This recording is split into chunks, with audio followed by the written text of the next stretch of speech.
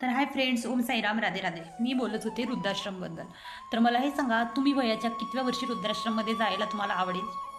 कितव्या वर्षी तुम्ही वृद्धाश्रममध्ये जायला आवडेल तुम्हाला? नाही आवडणार ना. मग तुम्हाला नाही आवडणार, मग तुमच्या आईबाबांना कसं आवडणार? है ना.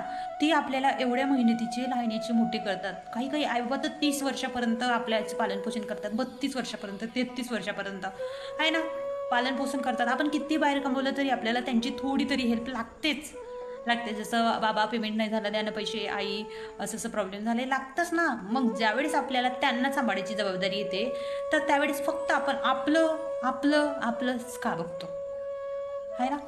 आज तर मी जे शॉर्ट व्हिडिओ बघितला त्याच्यात तर खतरनाक स्टेटमेंट होतं. म्हणले की सासू सासरे चांगले नसतात, त्याच्यामुळे त्यांना वृद्धाश्रममध्ये ठेवलं जातं असं तसं. अरे बाबा, त्यांचं घर आहे, सासू सासऱ्यांचं घर आहे, तुमचं नाही आहे ते, बरोबर आहे. तुमचं घर नाही आहे ते सासू सासऱ्यांचं आहे. मग तुमचं पटत नाही तुमच्या सासूसोबत, किंवा तुमची सासू तुम्हाला पटवून घेत नाही, खूप भांडखोर आहे, प्रत्येक गोष्टीत हस्तक्षेप करते ती, तर तुम्ही जा बाहेर आपल्या नवऱ्याला घेऊन, आहे ना. बाहेर जा नवऱ्याला घेऊन. असं नका की त्यांना वृद्धाश्रममध्ये पाठवा. त्यांचं ते घर आहे, त्यांची प्रॉपर्टी आहे, त्यांनी 60-70 वर्ष त्यांनी संसार केला आहे, 50 वर्ष जे पण असेल, आणि तुम्ही 5-6 वर्ष त्यांच्यामध्ये राहून तुमचं काहीच तालमेल जमीन झालं आहे, तर तुम्ही सासू-सासऱ्यांना, मुलं, तुम्ही वंशाची दिवी तुमच्या बाबांना वृद्धाश्रममध्ये टाकणार का?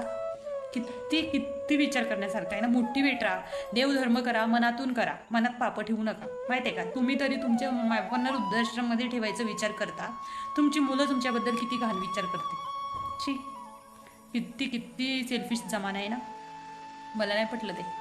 तर तुम्हाला कसं वाटलं माझा व्हिडिओ, आणि तुम्हाला काय वाटतं वृद्धाश्रमबद्दल मला कमेंट करून नक्की सांगा.